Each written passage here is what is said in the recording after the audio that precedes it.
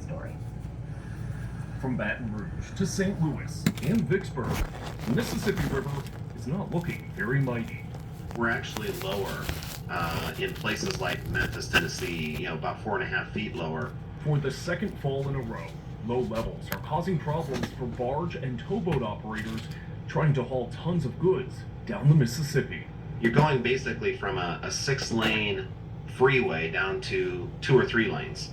And so you can't put as many barges together to form one single unit. Mike Steenhoek with the Soy Transportation Coalition says the timing could not be worse. It's harvest season, and these goods need to head south, exported out of ports to international buyers. That is expensive, you're burning more fuel, you need more trips to move the same amount of cargo. Dry and drought conditions have been reported throughout the Mississippi River Valley. We've got a lot of dehydrated farm ground. And so any kind of precipitation that does occur will largely, overwhelmingly be absorbed into the ground. Industry leaders say barge transportation is cheaper and greener than the alternatives for moving crops and goods from farms in the heartland. For the most environmentally friendly, traffic congestion relieving, 115 barge tow is equal to 216 rail cars, 6 locomotives, and 1,050 trucks. The Army Corps of Engineers is dredging shallow spots, allowing barges with lighter loads to get by. We need to be prepared for more dramatic swings. Farmers, exporters, and eventually consumers could see more delays and higher prices until the river rebounds. For AccuWeather, I'm DeWaddell. Thank you, Bill. On Monday, AccuWeather accurately predicted that downpours and slow-moving thunderstorms Tuesday could lead to localized flooding in Chicago. The National Weather Service and other sources didn't mention this chance for flooding. It's all part of AccuWeather's way to keep you and give you advance notice out ahead of storms. And we're talking about more storms for today. Looking back at the last 24 hours, the hail, the damaging wind gusts that did move through parts of the north central, and that's what we're tracking again for today. Looking at radar. So that's exactly what I told them last year that was going to occur. That's already occurred once during the spring. 216 rail cars, 6 locomotives, and 1,050 trucks. In the spring this year, we went from like January up until I think it was first part of March of being the driest on season in this particular area. And then we went from March up until like June of getting like 27 inches of rain or something. Like, it was an unbelievable amount of rain that basically broke all-time records towards getting that much water in that length of time. And now we're back on the other onslaught towards the Mississippi River getting so low that now they're having to dredge it and slow down barges and cost more money to transport goods. We're seeing one dramatic going from one extreme to another. Matter of fact, the mayor in New Orleans put out a state of an emergency because of it costing so much money to combat against the salt water coming in from the Gulf, that if you'll combine the Mississippi River not being as mighty as what it ought to be towards it being as full compared to now all the global ocean flooding because of all the icebergs melting, if you'll combine the two, now you got a recipe for contamination into the aqueducts or aquadors, underground systems pertaining to the water that can contaminate wells, not just in New Orleans, not just in Louisiana, but also in Mississippi, on the Mississippi side too as well. Because I'm sure the Mississippi side has aquadors that feed off of the Mississippi, and once that water gets so low, it can no longer fight against the forces of the seawater coming in, the ocean water pertaining to the salt, and the next thing you know, it starts contaminating the underground aquador system. So we go from one extreme to another, which is very, very complex. It's very costly, And to be quite honest with you, it was the very things that I was telling people about last year that's now occurring again this year. The earth is warming up from the inside, and basically it is evaporating the water tables. It is evaporating the water, and that's the very stuff that is causing the icebergs to melt, because some of them icebergs go down in the water 2 or 3 miles deep, and basically we're warming up from the inside out. That's going to basically be to our doom. And even Jesus predicted that and said that in the last days, as you shall see the days approaching, that no flesh shall be saved, but because of the elect, pertaining to God's chosen people, those days would in fact be shortened.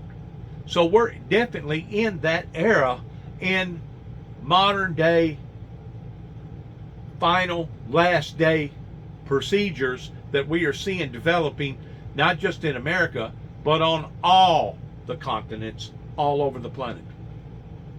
And this is something that science and your meteorologists and your whatever you call them that study how old the earth is, this is something that they have basically been overwhelmed for the past 2 or 3 years, that they should have taken more notice of 20 years whenever Al Gore was preaching and telling people about the climate changing and the environmental global catastrophes coming down the pike, and nobody wanted to listen to him. And now the oil companies have basically allowed for this to occur, to the point that now I don't think it can be stopped. I think it can be slowed down, but I don't think it can be stopped. It's not just the environment above our heads pertaining to the greenhouse effect, carbon dioxide going up into the upper atmosphere. That's warming the upper atmosphere, that causing the rain, whenever it does rain, for it to be deluges. It's not just that, because I've said all along, if it was the sun that was doing this, you and I would not be able to go outside without getting 2nd, 3rd, or possibly 4th degree burns. So it's not the sun. The sun has become more intense. Don't get me wrong, the sun has become very much more intense, especially if you live out up in upper plains, like out in Appalachian Mountains or in the Rocky Mountains. Whenever you get out in the sun, it stings, it burns, because you're higher into the atmosphere. You figure that Denver alone is a mile-high city, and then if you go on up into Vail and Silverthorne, and then on up into other parts of the Rocky Mountains, the higher you go, the hotter the sun becomes as far as the intensity of it. So we're seeing abnormalities that humanity has brought upon to itself because of all the lies and all the greed coming from the oil, petroleum typhoons.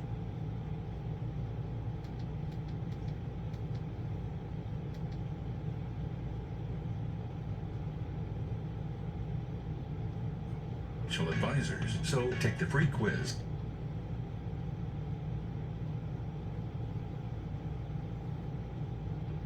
This is a humanitarian crisis, and it's the consequence of a number of long-standing broken policies that are very consequential for asylum seekers, TPS holders, and DACA recipients writ large. But that is a conversation for another day.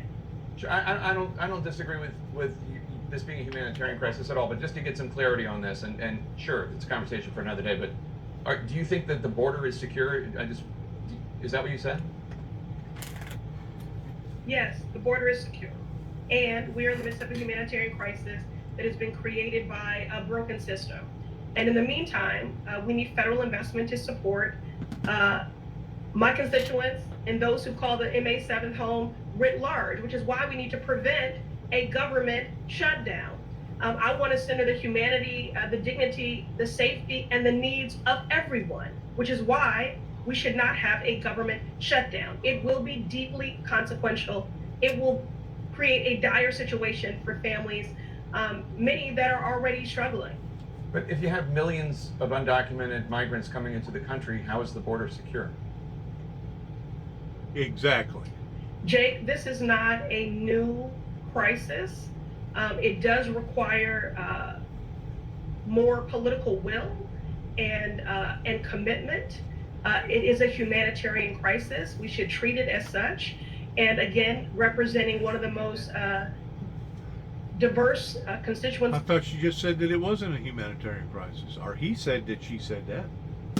Diverse constituencies in the country, and in fact, I chair the House Haiti Caucus. I represent the third largest Haitian diaspora in the country, and what I see on the ground is community-based organizations and municipalities who need federal support. I'm not disagreeing with anything you're saying, except for the idea that the border is secure. I mean, if you have people crossing the border, it's just by definition not secure. If you have people coming to the United States, in fact, I mean, one of the arguments being made, and I think it's an argument worth considering, is that because our border is so porous, millions of people make this very unsafe journey. Millions of people give money to people who prey on them, coyotes, and take them on these journeys to cross into the United States, preying on them, vulnerable people. And that's because the border is not secure. Because it is not secure, they go on this journey, and one of the arguments that is made, and maybe you disagree with it, is that the border should be secure so as to discourage people from making this journey.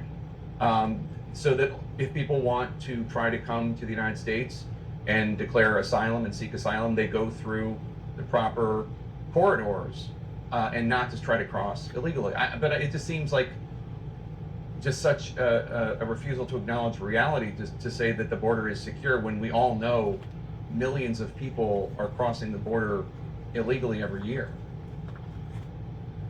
Jake, and that is a consequence of a number of things. We have climate refugees, people that have been disabled in regions that are destabilized by extreme weather events. Sure. We have people that are violence and corruption. Yep.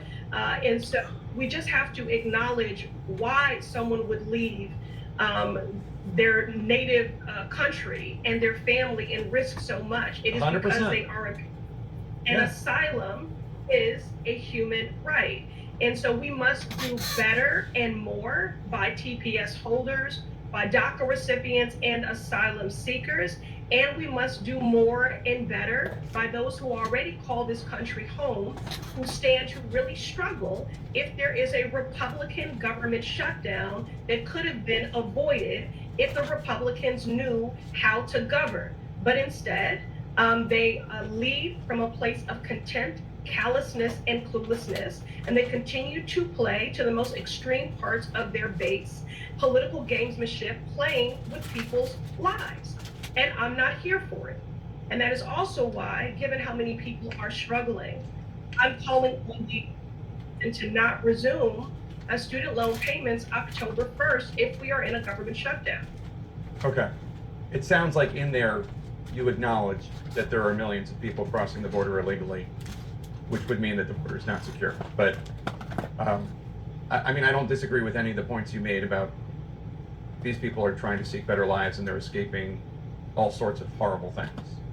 But would you grant me the point that the border is not secure? Jake, that is a conversation for another day. Right now, I'm squarely focused on preventing a government shutdown, and if there is one, mitigating the harm. All right, Democratic Congresswoman Ayanna Pressley of Massachusetts. Thanks so much. We're going to squeeze in a quick break. We'll be right back.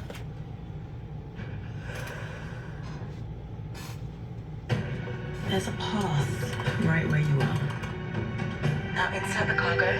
It's reached a level that you don't know who to believe, you don't know what to believe, you don't know if these people know what they're talking about. The Democrats in the House support that. We do not want a shutdown. If we're going to the far right or to the far left. Justified. We do not want that gentleman that you quoted at the beginning of this segment to have to endure exactly what he described. And the preposterous posture that the Republicans have here by not only leading us into a shutdown, because remember, Claire, and you know this, all the bills that they are working on right now do nothing to prevent a shutdown. First of all, they'll never pass muster in the Senate. They may not even pass the House. And even if they did, they would not provide funding past Saturday. So it's all just a game it seems, for the few hard-right hardliners who have the speaker in a vice and can just continue to turn it, and he refuses to stand up to them. And so now we have this parallel tracks of this absurd impeachment inquiry, and going into a government shutdown is even made more preposterous by the fact that Chairman Comer has said that the impeachment staff are essential employees, so they will get paid and they will go forward with the impeachment inquiry, while gentlemen like the one you referenced earlier will not get their paychecks, as will hundreds of thousands of other federal workers. It is a sad, sad state of affairs, and I don't know what the way out of it is unless Speaker McCarthy is willing to partner with Democrats and the Senate in order to pass a very reasonable continuing resolution that the Senate is putting forward. Congressman Goldman, I was wondering if you heard our last segment. We were busy talking about the sort of increased rhetoric about violence and the threats of violence that are going on in this country. Obviously, we all lived through January 6th, but just the rhetoric coming from the former president and the actual instances of violence that we're seeing. And now we're seeing it with respect to not just the election workers, Ruby Freeman and Shane Moss, with respect to threats to judges, prosecutors, jurors needing to be protected, family members. And I was wondering if you thought there was anything that people in Congress could do. They're obviously in connection with the impeachment. You're seeing some rational Republicans peel off from this. Is there any chance for there to be any sort of condemnation in a bipartisan way for trying to tone this down before we see essentially, some really horrific action occurring? Yeah, and Andrew, as you well know from your organized crime prosecution days, these are the tactics of a mob boss. And I was so struck by the excerpt in The Atlantic of Mitt Romney's book, where he said that he had Republicans tell him that they changed their vote because they were afraid for their families. And if we are living in a Congress right now where people are voting to avoid threats of violence and potential violence stirred up by one man down at Mar-a-Lago, we're in a really dangerous place. And the only way for that to stop is for the extreme MAGA Republicans who are aligned with Donald Trump to stand up to him and to say, this is not okay. And the chances of that happening are, well, pretty slim. It's a sad, sad state of affairs. Congressman Dan Goldman, thank you very much for spending time with us today. We'll continue to call on you. When we come back, President Joe Biden out with his first direct attack ad against Donald Trump, taking aim at the ex-president right after President Biden's historic trip yesterday to Michigan. We'll show you that new ad and talk about it when we come back. Neither group, as far as I'm concerned, is eligible and worthy to still be able to run this country, this great nation, because they've run it off into the ground. And it's really sad that people has sat back and allowed for this to occur, as long as it has occurred, because of all the sufferings and all the glitches and all the breaches, etc., that the poor American people have been having to go through because of this. God bless. Good luck to all of us. God bless our military. God bless our endeavors, and like I said, good luck to each and every one of us.